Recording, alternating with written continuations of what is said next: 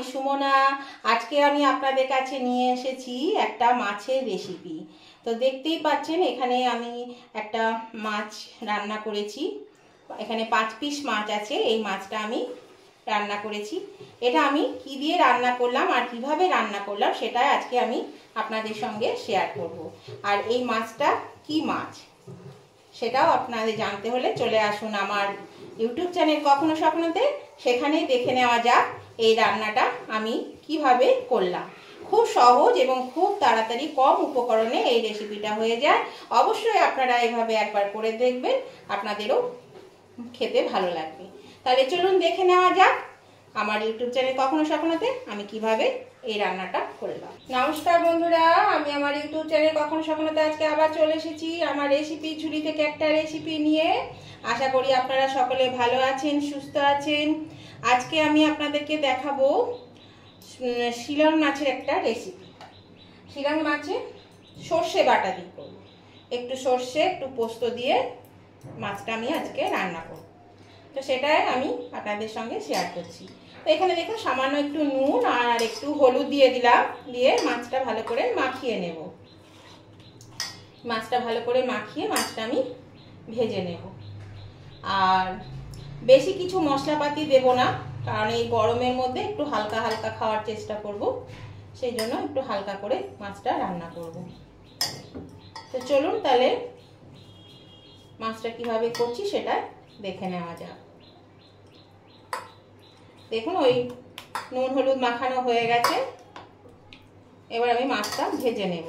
দেখুন বন্ধুরা, আমি গ্যাসের চুলায় একটা প্যান বসিয়ে দিয়েছি। প্যানের মধ্যে তেলও দিয়ে দিয়েছি, তেলটা গরম হয়ে গেছে। এর মধ্যে দিয়ে দিচ্ছি সামান্য একটু নুন। তাহলে পরে কি হবে, মাছগুলো কিন্তু তলে লেগে যাবে না। সেই জন্য এই নুনটা অবশ্যই দেবেন, দেখবেন একদম সুন্দর করে মাছটা ভাজা হয়ে যাবে। তেলটা একটু নেড়ে দিলাম নুনটা দিয়ে।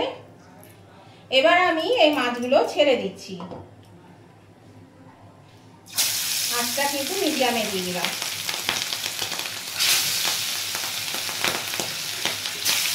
এরকম বন্ধুরা মাছটা ভাজা হয়ে গেছে, আমি উল্টে পাল্টে ভেজে নিয়েছি। আর বেশি কড়া করেও মাছটা কিন্তু ভাজবো না, একটু হালকা হালকা করে ভাজবো, তাহলে খেতে বেশ ভালো লাগে। আর দেখছেন তো বন্ধুরা, কড়াতে একটুও লাগেনি। এটা ফ্রাইং প্যান বলুন বা এমনি কড়াতেই বলুন না কেন, অ্যালুমিনিয়ামের কড়াতে, লোহার কড়াতে, যে কোনো কড়াতেই যখনই মাছ ভাজবেন তখনই কিন্তু একটু নুন দিয়ে দিলে দেখুন একদম পরিষ্কার, একটুও লাগবে না। দেখলেন তো, একদম লাগেনি। এটা রান্নাঘরের খুব সুন্দর একটা টিপস, এটা আপনারা ব্যবহার করবেন এইভাবে। তাহলে পরে দেখবেন খুব মানে মাছ লেগে যায়, বেশিরভাগ সময় মাছ লেগে যায়, তো সেই মাছটা কিন্তু লাগবে না। তো মাছটা দেখুন ভাজা হয়ে গেছে। এবার আমি তুলে নিচ্ছি। এপিট ওপিট আমি ভালো করে ভেজে নিয়েছি। এবার আমি মাছটা তুলে নিচ্ছি।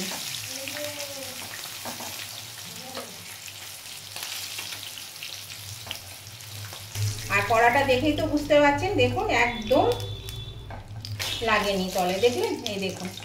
তো চলুন এবার আমি রান্নাটা করি, কিভাবে করছি দেখাই। দেখুন বন্ধুরা, এবার আমি রান্না করব ওই তেলের মধ্যে। তার জন্য তেলের মধ্যে আগে একটু হলুদ দিয়ে দিচ্ছি। তাহলে কি হবে, আমি যে পেঁয়াজ রসুনগুলো দেব সেগুলো দিলে কিন্তু একদম ছিটকাবে না। এটাও কিন্তু রান্নাঘরের একটা টিপস, এটাও খেয়াল রাখবেন।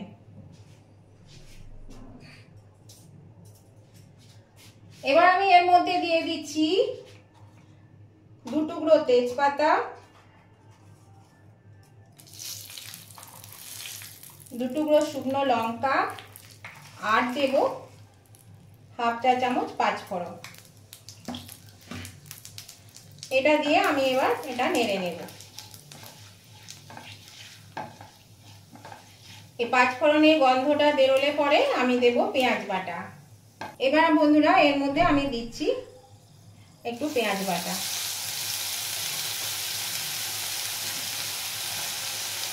1 চা চামচ পেঁয়াজ বাটা দিলাম,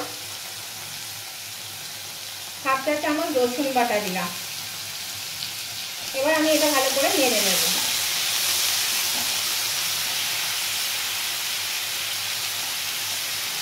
পেঁয়াজ রসুনের কাঁচা গন্ধটা যাওয়া পর্যন্ত এটা একটু নেড়ে নেব।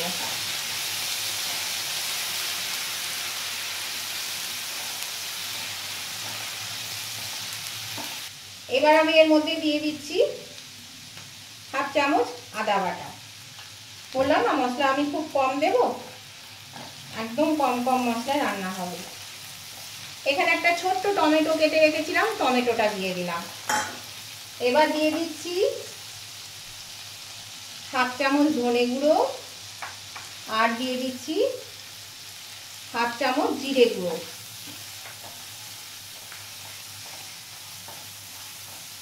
এবার আমি একটু ঢাকা দিয়ে এটা রেখে দেব টমেটোটা সিদ্ধ হওয়া অবধি।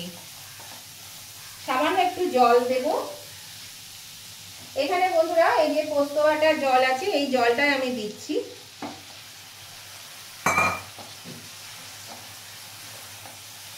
এবার আমি এটা একটু ঢাকা দিয়ে দেব, টমেটোটা সেদ্ধ হয়ে যাবে আর মশলাটাও কিন্তু কষানো হয়ে যাবে। আঁচটা আমি কমিয়ে দিলাম। একটু বন্ধুরা আমি ঢাকাটা খুলে দিলাম। দেখুন টমেটোগুলো সেদ্ধ হয়ে গেছে। আর আমি ঢাকা দেওয়ার সময় বন্ধুরা হাফ চামচ নুন দিয়ে দিয়েছিলাম, যাতে টমেটোগুলো তাড়াতাড়ি সেদ্ধ হয়ে যায়। তো দেখুন টমেটোগুলো কিন্তু সিদ্ধ হয়ে গেছে। আর দেখুন মশলাগুলো কিন্তু লেগে যায়নি, দেখেছেন? একদম মশলা লেগে যায়নি। এবার বন্ধুরা আমি এখানে 2 টেবিল স্পুন সর্ষে বাটা আর 1 টেবিল স্পুন পোস্ত বাটা নিয়েছি, আর ঝাল অনুযায়ী একটু কাঁচা লঙ্কা এটা আমি দিয়ে দিলাম এর মধ্যে। এটা দিয়ে খুব বেশি কিন্তু কষানো যাবে না, কারণ সর্ষে বেশি কষানো যায় না। আঁচটা আর একটু বাড়িয়ে দিলাম। এবার আমি এটাকে একটু হালকা করে কষিয়ে নেব। দেখুন বন্ধুরা তেল ছাড়তে শুরু করেছে। আমি এর মধ্যে দিয়ে দিচ্ছি সামান্য একটু চিনি। চিনি দিলে ব্যালেন্সটা ভালো থাকে, সেই জন্য একটু চিনি দিলাম। আর দিয়ে দিচ্ছি এখানে একটু কেটে রাখা পেঁয়াজ কুচি আছে, অল্প পরিমাণে পেঁয়াজটা দিয়ে দিলাম। এবার আমি এটা একটু নেড়ে চেড়ে নেব। পেঁয়াজটা আগে দিইনি, কারণ পেঁয়াজটা আমি বেশি ভাজবো না, জাস্ট একটু মানে কাঁচা কাঁচা থাকবে, গোটা গোটাই থাকবে, সেই জন্য পেঁয়াজটা পরে দিলাম। এভাবে আর একটু নাড়াচাড়া করে নেব। পেঁয়াজটা চাইলে আপনারা বেশি করে দিতে পারেন, আপনারা আপনাদের পরিমাণ মতন মশলাপাতি দেবেন। আর আমি বললাম না যে একটু কম মশলা দিয়ে করব, সেই জন্য আমি কিন্তু কম মশলা দিয়ে রান্নাটা করছি। এবার আমি আঁচটা আরেকটু বাড়িয়ে দিলাম। তো নতুন বন্ধু যারা এখনো আমার চ্যানেলটা সাবস্ক্রাইব করেননি অথচ রেগুলার আমার ভিডিও আপনারা দেখেন, তাদের কাছে আমার অনুরোধ অবশ্যই কিন্তু আমার চ্যানেলটা সাবস্ক্রাইব করে আমার পাশে থাকবেন, আর পাশে থাকা বেলটা অবশ্যই ক্লিক করে দেবেন। তাহলে আমি যখনই আমার ভিডিও আপলোড করব সাথে সাথে নোটিফিকেশন আপনাদের মোবাইলে পৌঁছে যাবে, আর সবার আগে আপনারা আমার ভিডিও দেখতে পাবেন। আর উভয় বন্ধুদেরকে বলছি, আজকের এই রেসিপিটা যদি আপনাদের পছন্দ হয়ে থাকে, তাহলে দেখতে দেখতে যদি এখনো লাইক দিতে ভুলে গিয়ে থাকেন, তাহলে অবশ্যই কিন্তু লাইক বাটনটা প্রেস করে দেবেন। আর আপনাদের বন্ধু বান্ধব আত্মীয় স্বজন সকলেই যাতে পেয়ে যায়, তার জন্য কি করতে হবে? প্রচুর পরিমাণে শেয়ার করে দিতে হবে। আর আজকের রেসিপিটা আপনাদের কেমন লেগেছে সেটা জানাতে কমেন্ট করতে একদম ভুলবেন না। আপনাদের সুন্দর সুন্দর মিষ্টি মিষ্টি কমেন্টগুলো আমাকে পরবর্তী রেসিপি বানাতে অনেকটাই উৎসাহিত করে। আর আপনাদের একটা লাইক আমাকে এগিয়ে নিয়ে যেতে অনেকটা সাহায্য করে। তাই আপনারা অবশ্যই কিন্তু লাইক শেয়ার কমেন্ট করতে একদম ভুলবেন না। দেখুন বন্ধুরা আমি গ্যাসটা বাড়িয়ে দিয়েছিলাম। এবার এটা বেশ ভালো করে ভাজা হয়ে গেছে, আর বেশি ভাজবো না। এখানে পোস্ত বাটার জল আর এর জল আছে, রসুন আদনের জল, সেটা আমি দিয়ে দিলাম। এবার আমি এটা ভালো করে ফুটিয়ে নেব।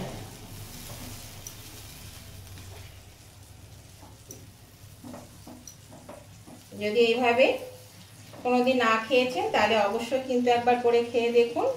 এই শিলং মাছ বেশ ভালো লাগে খেতে। আর বন্ধুরা এখানে দুটো কাঁচা লঙ্কা নিয়েছি, দেখুন কত বড় বড়। এই লঙ্কা দুটো আমি হাফ হাফ করে কেটে দিয়ে দেব, ফাটিয়ে দিয়ে দেব।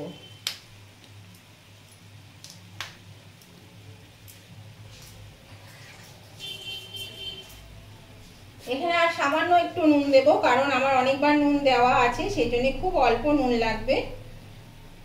একটু নুন দিলাম, আর দিয়ে দিচ্ছি একটু হলুদ। এটা দিয়ে আমি এবার এটা নেড়ে নেব। দেখুন গ্রেভিটা কিন্তু ফুটতে শুরু করেছে। গ্রেভিটা খুব ভালো করে ফুটতে শুরু করেছে বন্ধুরা। এবার আমি এর মধ্যে মাছটা দিয়ে দেব।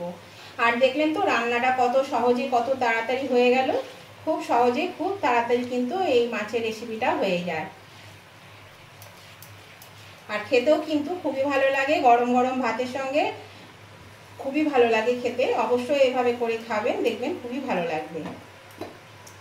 আমি এবার মাছগুলো এর মধ্যে দিয়ে দিচ্ছি।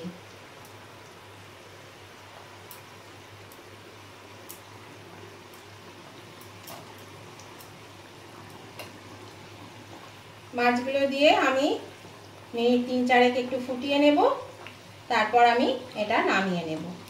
আমি একটু জলটা বেশি দিয়েছি বন্ধুরা, আমার বাড়িতে একটু ঝোল ছাড়া খেতে পারে না বাড়ির ছেলেরা, সেই জন্য একটু আমাকে ঝোল ঝোল রাখতে হয়। তবে এটা কিন্তু অনেকটা টেনে নেবে ঠান্ডা হলে, কেননা সর্ষে পোস্ত আছে, সেই জন্য কিন্তু এই গ্রেভিটা অনেকটা টেনে নেবে।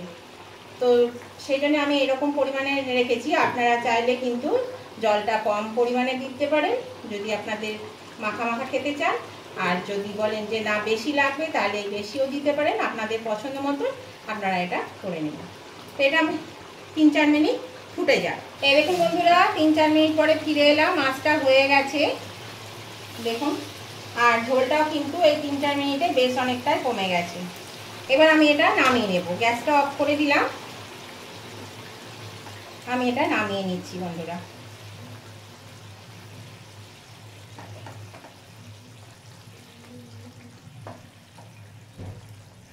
এই দেখুন বন্ধুরা আমি মাছটা নামিয়ে নিয়েছি, আর কত সহজে কত সুন্দর একটা রেসিপি হয়ে গেল দেখুন।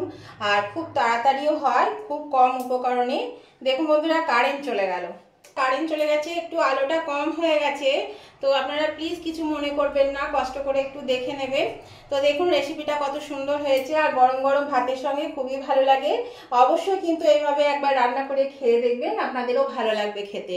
আর নতুন বন্ধুরা সাবস্ক্রাইব করে না থাকলে অবশ্যই সাবস্ক্রাইব করে আমার পাশে থাকবেন, আর পাশে থাকা বেলটা অবশ্যই ক্লিক করে দেবেন। আর উভয় বন্ধুদেরকে বলছি আজকে রেসিপিটা আপনাদের কেমন লাগলো, তাহলে অবশ্যই কিন্তু লাইক শেয়ার কমেন্ট করতে ভুলবেন না।